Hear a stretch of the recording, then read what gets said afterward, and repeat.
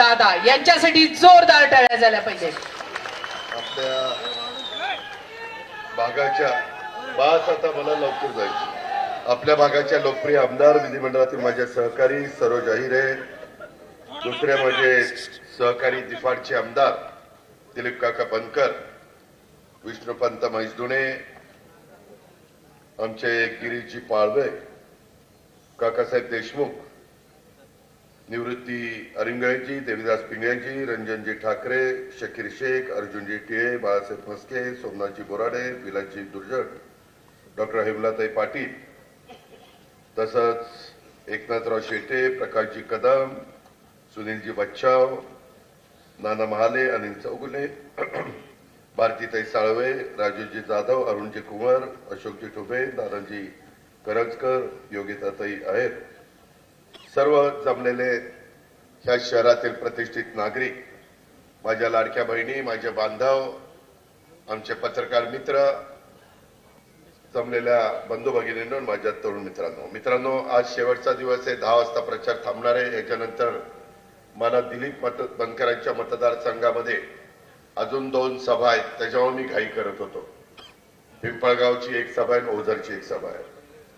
मी आज खरं तर 1 तारखेला प्रचाराला परवानगी दिली आणि त्याच्यामुळे मला येता आलं.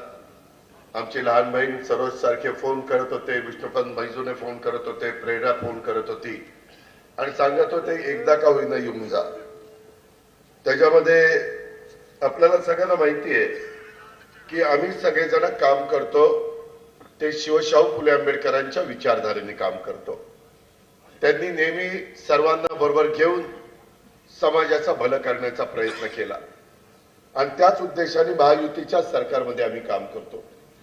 इथं मी आत्ताच आमचे सहकारी गिरीशजींशी बोलत होतो, काकासाहेबांना विचारत होतो, इथं जे काही आम्ही आघाडी केली, जे पॅनल केलं, जे युती केली, त्यामध्ये राष्ट्रवादी काँग्रेस पक्ष आहे, त्यामध्ये भारतीय जनता पक्ष आहे आणि त्यामध्ये उभाटा पण आहे.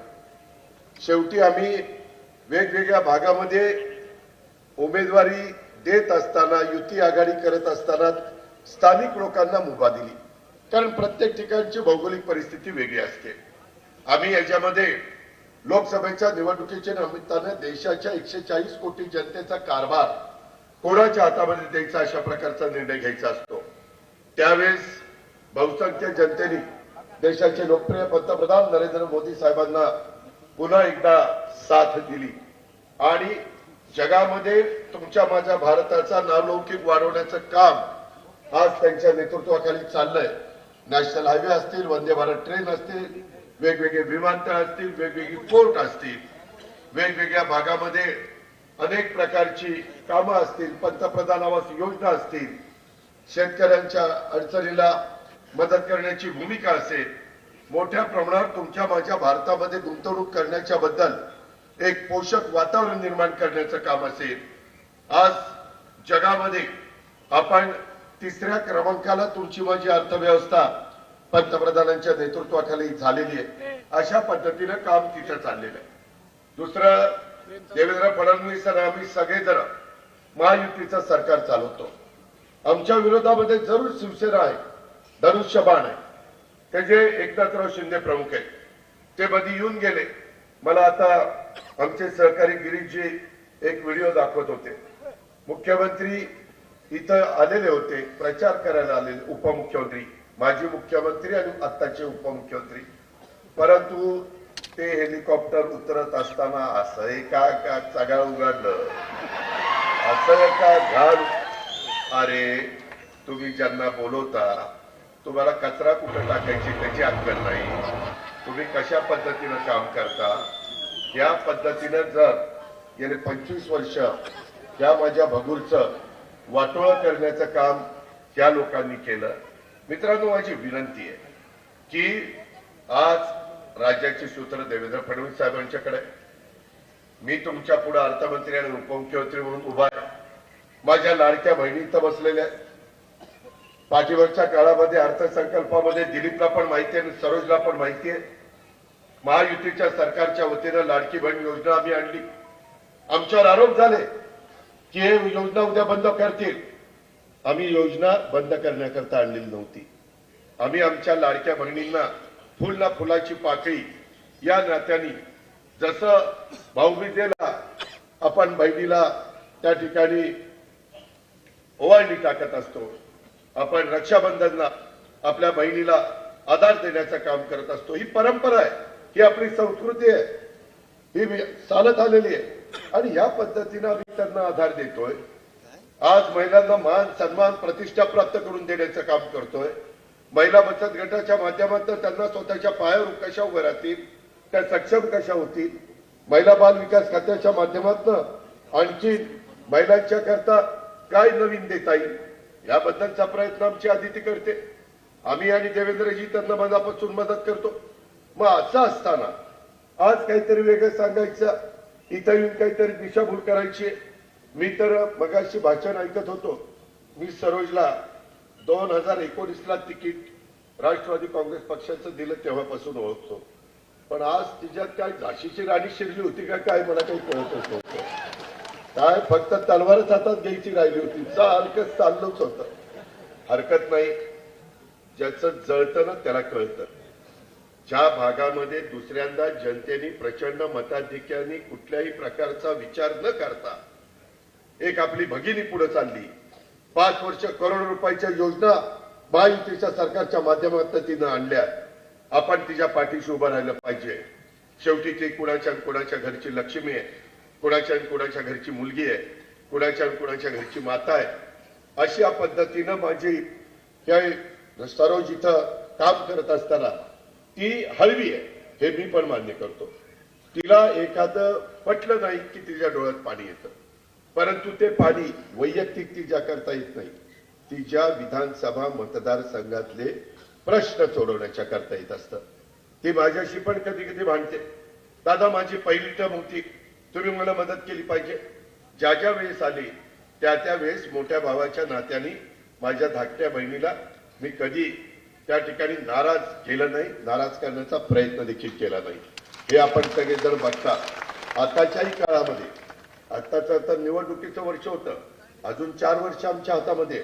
मित्रांनो, एकंदरीतच काम करत असताना आज या भंगूरच्या परिसरात येताना मी सहज विचार करत होतो की हे तर स्वातंत्र्यवीर विनायक दामोदर सावरकर, विदा सावरकर म्हणून आपण त्यांना ओळखतो, त्यांच्या पदस्पर्शाने पावन झालेली खरे तर भूमी आहे.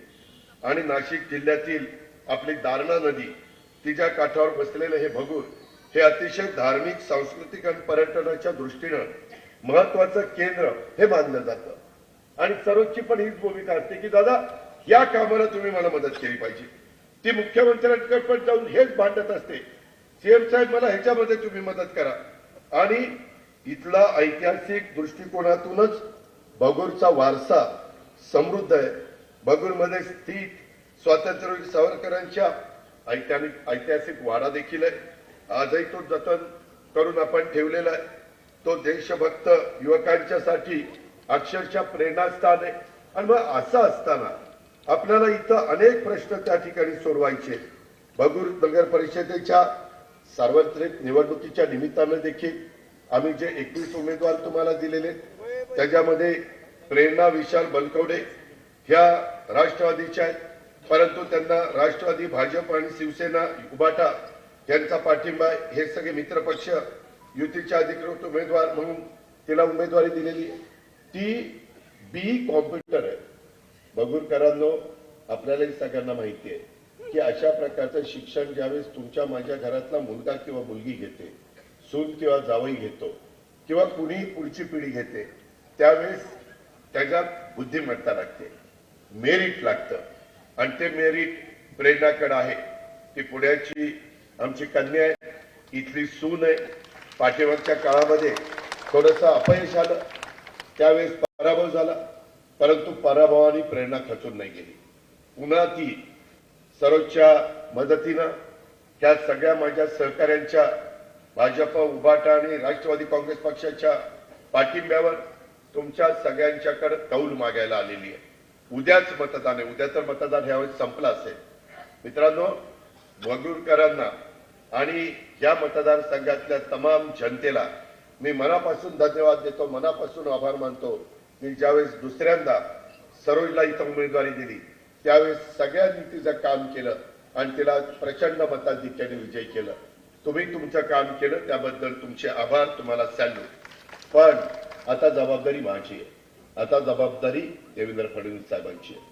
आता जी काही कामं असतील ती करण्याच्या करता आम्ही तुमच्या पाठीशी आहोत, सरोजच्या पाठीशी आहोत. आता पण उमेदवार देत असताना आम्ही त्याच्यामध्ये 21 उमेदवारांच्या मध्ये 5 आम्ही अनुभवी दिलेले, आम्ही त्याच्यामध्ये 16 नवे चेहरे दिलेले. त्यामध्ये नवीन लोकांनी पण ह्या अनुभवी लोकांच्या हाताखाली शिकलं पाहिजे, कारण पुढं ह्याच नवीन लोकांना अनुभव घेऊन ह्या सगळा कारभार चालवायचा. कुणी आईच्या पोटातनं शिकून सगळे येत नाही. रोज आपण नवीन नवीन शिकण्याचा प्रयत्न करतो. जोपर्यंत काळाचं नियतीचं तुम्हाला मला बोलावणं येत नाही तोपर्यंत आपल्याला शिकायचं असतं, त्याच्यात कमीपणा वाटून द्यायचा नसतो. ही शिवशाहू फुले आंबेडकरांची शिकवण आहे. आणि म्हणून माझी तुम्हाला विनंती आहे की बाबांनो, यामध्ये प्रेरणा अतिशय चांगल्या पद्धतीचं काम त्या बाबतीमध्ये करेल. आज तिचं माहेर आणि सासर दोन्हीकडनं त्यांच्या घरामध्ये सामाजिक आणि राजकीय वारसा मिळालेला आहे. 2015 पासून तिला आम्ही राष्ट्रवादी काँग्रेस पक्षाचं जिल्ह्याचं युवती केलं.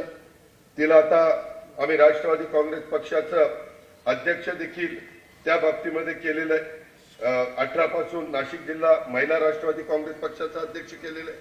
सगळ्या या जिल्ह्यामध्ये आमच्या युवतींची संघटना उभी करण्याचा तिनं प्रयत्न केला. तिला एक सामाजिक कार्याची मनापासून त्या ठिकाणी आवड आहे. पाठीमागच्या काळामध्ये ज्या ज्या वेळेस काही वेगळे प्रसंग घडतात का, वेगवेगळ्या नैसर्गिक संकट येतात. कधी आपल्या सांगली, आमच्या कोल्हापूरच्या परिसरामध्ये आलो होतं. यंदा तर महाराष्ट्राच्या अनेक भागामध्ये पूरग्रस्त परिस्थिती, जमिनी खरडून गेल्या, आमच्या विहिरी गाळांनी भरल्या, पिकं उद्ध्वस्त झाली, माझा शेतकरी अडचणीत आला, काही जनावरं वाहून गेली, त्याच्यामध्ये शेळ्या करड्या वाहून गेली, कोंबड्या वाहून गेल्या, म्हशी वाहून गेल्या, बैल वाहून गेली, अतिशय नुकसान झालं. माझ्या शेतकऱ्याला पुन्हा बाहेर काढण्याच्या करता 33,000 कोटी रुपयाची आम्ही त्या ठिकाणी मदत केली. मुख्यमंत्र्यांनी आम्ही सगळ्यांनी ठरवलं, शेतकरी मोडला तर राज्य मोडेल, आपण उभं राहायचं. देशाच्या पंतप्रधानांना पण सांगितलं, देशाच्या गृहमंत्र्यांना पण सांगितलं, त्यांनी पण टीम पाठवली सर्वे करण्याच्या करता. ती पद्धत आहे. परंतु त्या टीमची वाट न बघता आम्ही थोडी काटकसर केली आणि त्याच्यातनं आमच्या बळीराजा, आमचा लाखाचा पोशिंदा, त्याला मदत केली. आज 33,000चा टप्पा संपल्यानंतर अहो मे महिन्यामध्ये पाऊस सुरू झाला. कधीच आपण बगुरकरांनो इतका पाऊस पडलेला पाहिलं नव्हतं. पुन्हा दिवाळी झाली तरी पाऊस पडला. पुन्हा दिवाळी झाल्यावर 11,000 कोटीचं पॅकेज दिलं. 44,000 कोटीचं पॅकेज माझ्या शेतकऱ्यांचं जे नुकसान झालं, 2 हेक्टरच्या ऐवजी 3 हेक्टर पर्यंत ते केलं. अशा पद्धतीनं त्याच्यातनं आमच्या बळीराजाला सावरण्याचं काम देवेंद्र फडणवीस आणि आम्ही सगळे कृषी मंत्री दत्ता भरणे, आमचे सगळे दिलीप, सरोज, सगळे आमदार मंडळी करतात. मित्रांनो, इथपर्यंतच आम्ही थांबलो नाही. मागं प्रेरणानी पण सांगली कोल्हापूर भागात पूरग्रस्तांच्या करता 1 कंटेनर त्या ठिकाणी मदत वस्तू रूपामध्ये पाठवलेली होती. केरळला देखील पूरग्रस्त परिस्थिती होती. केरळला आव्हान केलं देशाच्या पंतप्रधानांनी, तिकडेही पाठवा, कारण ती पण आपलीच भावंड आहे. तिथं पण तिनं त्यावेळेस मदत पाठवली. बीड जिल्हा माझा मराठवाडा, मराठवाड्यामध्ये सातत्याने आमचा शेतकरी आत्महत्या करण्यापर्यंत त्यानं तिथपर्यंत मजल गाठू नये, त्यानं अजिबात तो विचार देखील मनाला शिवू नये. तो गेल्यानंतर कुटुंब उघडं पडतं, संसार उघडा पडतो आणि तरी काही माझे शेतकरी बांधव तो विचार करतात. दुर्दैव आहे, परंतु त्यांना त्याच्यातून बाहेर काढण्याचं काम आम्ही करतोय. आणि अनेक गोष्टी आम्ही तर 0% व्याजाने पीक कर्ज देण्याचा निर्णय घेतलाय. आमचे कोल्हापूर जिल्हा बँक, पुणे जिल्हा बँक, सांगली जिल्हा बँक, सातारा जिल्हा बँक, नगर जिल्हा बँक देते. आपली नाशिक जिल्हा बँक अडचणीत आहे, परंतु यावेळेस आम्ही नाशिक जिल्हा बँकेला मदत करायचं ठरवलेलं आहे. पण माझी विनंती आहे, नुसत्या टाळ्या वाजू नका. पुढच्या वेळेस निवडणुका लागतील त्यावेळेस ज्यांनी बँक गाळात घातलेली आहे, अशांना अजिबात डायरेक्टर करू नका, नाही तर मग परत तुमचं काय खरं नाही. आम्ही त्याच्यामध्ये काय काही करतो, मी त्याच्यामध्ये सांगितलंय ज्यांच्या कारकिर्दीमध्ये बँक अडचणीत आलेली आहे त्यांना पुन्हा सहकारी बँकेमध्ये उभं राहण्याला अपात्र करून टाका. त्याच्याशिवाय नवी येऊ द्या. काय कोणाची मक्तेदारी नव्हती. मी पण बँकेत चेअरमन झालो आणि नंतर मी खासदार झालो, परंतु आता मी दुसऱ्यांच्या ताब्यात बँक दिली, ती दिगंबर दुर्गाडे आणि सुनील चांदेरे. मी लक्ष ठेवून माझी बँक अप्रतिम चाललेली आहे. मी तिथं खूप चांगली मदत करत असतो. तशा पद्धतीनं आपल्याला आपल्या जिल्ह्याची आर्थिक नाडी असणारी नाशिक जिल्हा मध्यवर्ती सहकारी बँक ही देखील चांगल्या पद्धतीनं त्या ठिकाणी चालवायची. मध्ये पण आम्ही नागपूर बँक, धाराशिव बँक आणि एका बँकेला मदत केली. ह्या पद्धतीनं मित्रांनो आम्ही चाललेलो आहे. अरे थांब ना, आता कशाचा वादा. पहिल्यांदा तू घड्याळाला, मशालीला आणि आमच्या कमळाला मतदान कर, मग वादा. त्यामध्ये माझं आपल्याला सांगणं आहे की जे काही महिलांच्या मध्ये पक्ष संघटना किंवा बचत गटाचं संघटन यामध्ये देखील एक तिनं चांगल्या प्रकारे स्वावलंबनाची ज्योत जागवण्याचं काम केलेलं आहे. आता महिलांचं, मुलींचं शैक्षणिक सामाजिक प्रश्न सोडून एक आदर्श निर्माण करण्याचा प्रयत्न तिनं केलाय. मागे मी तिला जिल्हा नियोजन समितीवर देखील नियुक्ती केलेली होती. त्यांची व्यायामशाळा आहे, त्यांनाही वारसा आहे. मागे कोविड सेंटरमध्ये देखील ती स्वतः प्रेग्नंट असताना पण तिनं त्याच्यामध्ये चांगल्या पद्धतीनं काम करण्याचा प्रयत्न केलेला होता. बगूरचे पण अनेक प्रश्न आहेत. मगाशी तर मी बघत होतो स्क्रीनवर आमची सरोज दाखवत होती आणि त्याला उत्तर देण्याचं काम करत होती. मित्रांनो, माझी तुम्हाला खरंच विनंती आहे, मी माझ्या बारामतीमध्ये इतकं चांगलं काम केलेलं आहे. मी पहिल्यांदा माझ्या भागात उत्तम काम केलंय. त्यावेळेस बगुरकरांना सांगायला आलोय की तुम्ही यांना सगळ्यांना निवडून द्या. तशाच पद्धतीनं चांगलं काम हे करतील. माझ्या इथं पहाटे 5ला सगळे रस्ते चकाचक झाडून सुरुवात केली जाते. 7:30ला रस्ते झाडून चकाचक होतात. माझ्याकडे किती हेलिकॉप्टर पाठवा, आसरा कचरा तर उडतानाच दिसणार नाही. त्याला धमक आणि ताकद लागती. अरे कुणाच्या हातात तुम्ही इथली नगरपंचायत दिली, कचरा उडवणाऱ्याच्या हातात. अरे काय तुम्हाला कसं काय काही कळना. माझी तुम्हाला विनंती, कुणाच्या दबावाला घाबरू नका. ज्या गावच्या बोरी त्याच गावच्या बाबळी. अरे केलं तर कार्य करायला आम्ही काय मेलेल्या आईच्या दूध प्यालो काय? असला नाद आमच्या इथं करायचा नाही. तो घास इथं चालणार नाही. तुम्ही गुमानी राहा, आम्ही गुमानी राहू. तुम्ही कायदा हातात घेण्याचा प्रयत्न करू नका. घटनेचा मान राखा, सन्मान राखा. आम्ही पण तुमचा मान राखू, सन्मान राखू. आणि मी पोलीस खात्याला पण सांगतो, कायदा सुव्यवस्था राखण्याची जबाबदारी पोलीस खात्याची आहे. कुणी जर आमच्या बगुरकरांना त्रास देत असेल, कोण संख्येने कमी असेल, कारण इथं मराठा समाज आहे, इथं मुस्लिम समाज आहे, तेली समाज आहे, कासार समाज आहे, मागासवर्गीय समाज आहे, अनेक वेगवेगळे समाज गुन्ह्या गोविंदाने तुम्ही राहता.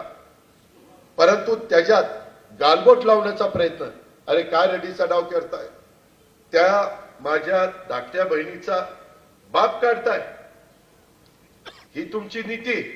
अरे स्वर्गीय यशवंतराव चव्हाण साहेबांनी महाराष्ट्राला कशा पद्धतीने सुसंस्कृत महाराष्ट्र असला पाहिजे, राजकीय लोकांनी कशा प्रकारची भाषा वापरली पाहिजे हे शिकवलंय. आणि तुम्ही इथं बाप काढताय, तो पण एका भगिनीचा. ह्या पद्धतीचं जे राजकारण चाललंय ना, तुम्ही आता जागवा, कुणाला घाबरू नका. तुम्हाला विकास पाहिजे ना, विकास कोण करू शकतो? केंद्र सरकारच्या योजना तुमच्यापर्यंत आणता येऊ शकतात. आज केंद्र सरकारमध्ये पंतप्रधान साहेब, अमित शाह साहेब, वैष्णवी साहेब, नितीन गडकरी साहेब, नड्डाजी, शिवराज सिंग चौहान साहेब, हे सगळेजण आमच्या जवळचे आहेत, ओळखीचे आहेत. आम्ही अनेक कार्यक्रमाला जातो, भेटतो, अनेक प्रश्न मांडतो आणि तशा पद्धतीने ते आम्हाला मदत करतात. देवेंद्रजी भाजपचे प्रमुख नेते म्हणून काम करतायत, राज्याचे प्रमुख आहे. एक तर केंद्र सरकार तुम्हाला मदत करू शकतं. स्मार्ट सिटी करायची असेल, तुमचा घरबांधणीचा कार्यक्रम करायचा असेल, बेघर लोकांना, भूमिहीन लोकांना घर देण्याचा कार्यक्रम करायचा असेल, त्याला जोड आमचं राज्य सरकार पण करतं, मुख्यमंत्री महोदय पण करतात. आम्ही आहे ना तुम्हाला मदत करायला. म्हणजे केंद्र सरकार आपल्या विचाराचं, राज्य सरकार आपल्या विचाराचं, डीपीसी जिल्हा वार्षिक योजना, त्याच्यामध्ये नियोजन खातं माझ्याकडे, अर्थ मंत्रालय माझ्याकडे. मी देवेंद्रजींना सांगितलं, देवेंद्रजी मी तिथं गेलेलो होतो, तिथं आमचे त्या बाबतीमध्ये गिरीजी पालवे होते, बाकीचे सहकारी होते. तिथं आपल्याला आम्ही शब्द दिलेला आहे, आपल्याला करावं लागेल. देवेंद्रजी नाही म्हणणार, करणारच ना, कारण भाजप पण आहे, राष्ट्रवादी पण आहे आणि त्या ठिकाणी उभाटा पण आहे. त्याच्यावरती अडचण करू नका. डीपीसी मध्ये देखील मी मदत करीन. अजून तुमचा पालकमंत्री नेमलेला नाहीये, मीच पालकमंत्री आहे समजा, काय काळजी करू नका. त्यामध्ये मी गमतीनं बोललो नाही तर उद्या हेडलाईन अजित पवार मला बेस्ट कारण या मीडियाला काही उद्योग नाही. काय काय गमतीनं म्हणले तरी त्यांना खरं वाटतं. Breaking news, breaking news. अरे काय ब्रेकिंग न्यूज, तुला ब्रेक लाव. मित्रांनो, या पद्धतीनं आपण पुढे चाललेलो आहे. त्याच्यामध्ये सीएसआरचा पण फंड आणता येतो. आमच्या 35 वर्षाच्या राजकीय जीवनामध्ये अनेक उद्योगपतींच्या, अनेक मोठ्या मोठ्या लोकांच्या ओळखी झालेल्या आहेत. त्यांना त्यांच्या नफ्यातलं 2% हा खर्च करावा लागतो सीएसआर म्हणून. त्याच्यामध्ये आपण त्या पद्धतीनं मदत तुम्हाला करू शकतो. ही पण गोष्ट आपण लक्षात घ्या. प्रेरणा एक चांगले उमेदवार आहे, तिला सर्वोच्च मनापासून साथ आहे. मागे तर मित्रांनो जरा थोडंसं आपल्या इथल्या काही लोकांचं चुकतं. माझ्या भागामध्ये पश्चिम महाराष्ट्रात आम्ही एकमेकांच्या विरोधात असलो तरी देखील कुणी वरनं पैसा मंजूर करून आणला तरी आम्ही त्याला स्टे देत नाही, आम्ही ते काम होऊन देतो. जाऊ दे, आपल्या भागातल्या लोकांचं काम होते ना, त्याच्यामध्ये दुःख काय. इथं सरोजनी मंजूर करून आणलं की यांनी कुणीतरी तिथं आडवं लावायचं. अरे तुम्ही आडवं लावायला आलाय का विकास करायला आलाय, त्याचा काहीतरी विचार करा. अरे सरोजनी तर मला माहिती आहे माग कॅन्टोन्मेंट एरियामध्ये डीपीसीचा पैसा देता येत नव्हता, दिले. ही सरोज आणि काही लोक माझ्या मागे लागले. माझा तो सुनील शेळके, सरोज असे काही माझे आमदार आहेत, त्यांच्या मतदारसंघामध्ये कॅन्टोन्मेंट येतात. ते म्हणले दादा असं कसं, आम्हाला हे लोक मतदान करतात, सेंट्रलशी जरी त्यांचा संबंध असला तर जिल्हा वार्षिक योजनेत तर तुम्ही पैसा दिला पाहिजे. मी त्याच्यामध्ये नियम बदलला. आता महाराष्ट्रात जिथं जिथं कॅन्टोन्मेंट एरिया आहे तिथं तिथं डीपीसीचा निधी देता येतो आणि त्याला कारणीभूत सरोज आहे. प्रयत्न सरोजने केला. अहो इतके वर्ष झाली कुणाच्या लक्षात मध्ये आलं नाही, ते माझ्या धाकट्या बहिणीच्या लक्षामध्ये आलं आणि आम्ही पण केलं. या पद्धतीने आपण पुढे जाऊ ना. इथला पिण्याच्या पाण्याच्या संदर्भातला प्रश्न असेल, इथला इतर वेगवेगळ्या प्रकारचे प्रश्न असतील, ते प्रश्न सोडवण्याच्या करता देखील जसं सरोज आहेर यांच्या प्रयत्नातनं भगूर शहराच्या सर्वांगीण प्रगतीसाठी मागील काही वर्षामध्ये अनेक महत्वपूर्ण विकास काम आणि पायाभूत सुविधा देण्याचा प्रयत्न त्या ठिकाणी झालेला आहे. माझ्या भगूर नगर परिषदेच्या क्षेत्रात रस्त्यांची कामं असतील, पाणी पुरवठ्याची कामं असतील, स्ट्रीट लाईटची व्यवस्था असेल, स्वच्छता प्रकल्प असेल किंवा त्या विविध नागरी सुविधा देत असताना स्वातंत्र्यवीर सावरकर थीम पार्क या महत्वाकांक्षी प्रकल्पाला देखील सरोज आहेर यांच्या पाठपुराव्यामुळे मंजुरी मिळालेली आहे. भगूर ग्रामीण रुग्णालयाला मंजुरी मिळालेली आहे. त्यामुळे या परिसरातली आरोग्य सुविधा देखील अधिक बळकट आणि सक्षम करण्याचं काम आम्ही करतोय. भगूर शहराचा विकास आज वेगाने नियोजनबद्ध पद्धतीनं आणि शाश्वत पद्धतीनं त्या ठिकाणी घडून येतोय. ह्या पद्धतीनं आम्ही सगळे पुढे चाललोय. त्याला अजून एकदा प्रेरणाची साथ जर मिळाली, तुमची सगळ्यांची साथ मिळाली, वडीलधाऱ्यांचा आशीर्वाद मिळाला आणि तरुणांचं सहकार्य आणि लाडक्या बहिणीची मदत, तर अजून मागच्या काळामध्ये जो काही 25 वर्षामध्ये इथं गोंधळ घातलेला आहे तो आपल्याला दुरुस्त करता येईल. आता दिली ना 25 वर्ष, एकदा 5 वर्ष आमच्या युतीला देऊन पहा ना. पुढच्या वेळेस तुलना करा. मीच येऊन सांगेल 5 वर्षांनी यांची 25 वर्षाची कारकीर्द आणि सरोजची, प्रेरणाची आणि आमच्या महायुतीची भाजप, उभाटा आणि राष्ट्रवादी काँग्रेसची ही 5 वर्षाची कारकीर्द. जाहीरपणे सांगतो, मी शब्दाचा पक्का आहे. मी असं कुठलंही वाक्य बोलत नाही, परंतु मी कामाचा माणूस आहे, मला काम करायला आवडतं. मी सकाळी 6 वाजल्यापासून कामाला लागतो आणि ह्याचा फायदा जर तुम्हाला भगूरकरांनो करून घ्यायचा असेल तर उद्याची 5 वर्ष उद्याच मतदान आहे. तुम्ही फक्त आणि फक्त कमळ, मशाल आणि घड्याळ एवढ्याच 3 कुड्या लक्षात ठेवा. तेवढंच पवित्र मत द्या, तेवढंच तुमचं बहुबल मत द्या. त्याच्यातून तुम्ही पहा पुढे आम्ही काय करतोय. कारण कुठली अडचण नाही, कारण केंद्र सरकार अजून 3.5 वर्ष आहे, पुढेही तेच येणार आहे.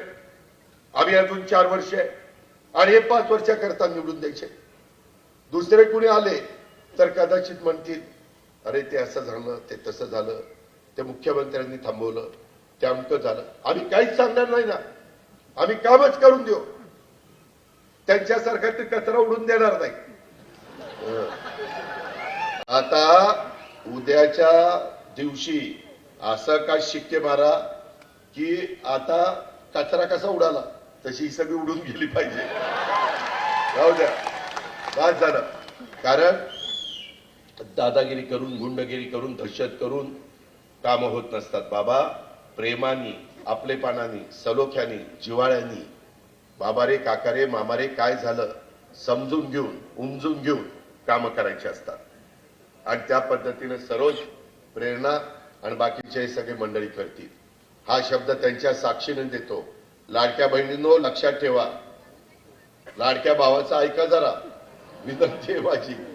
माझ्या बांधवांनो, आम्ही शेतकऱ्यांना पण 3, 5, 7.5 हॉर्सपॉवरला वीज माफी केलेली आहे.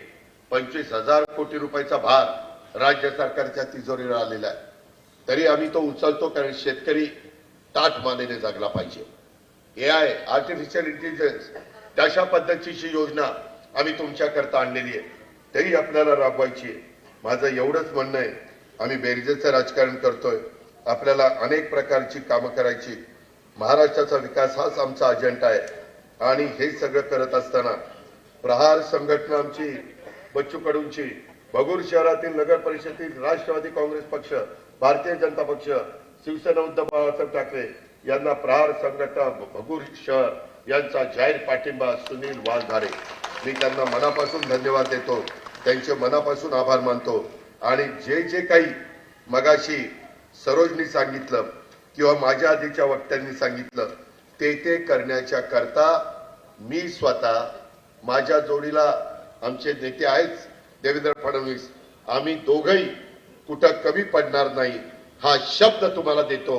पण तुम्ही आमच्या 21च्या 21 उमेदवारांना प्रचंड बहुमताने विजयी करा, हीच आग्रहाची, नम्रतेची, कळकळीची विनंती. धन्यवाद. जय हिंद, जय महाराष्ट्र, जय भीम. महालक्ष्मी कमळा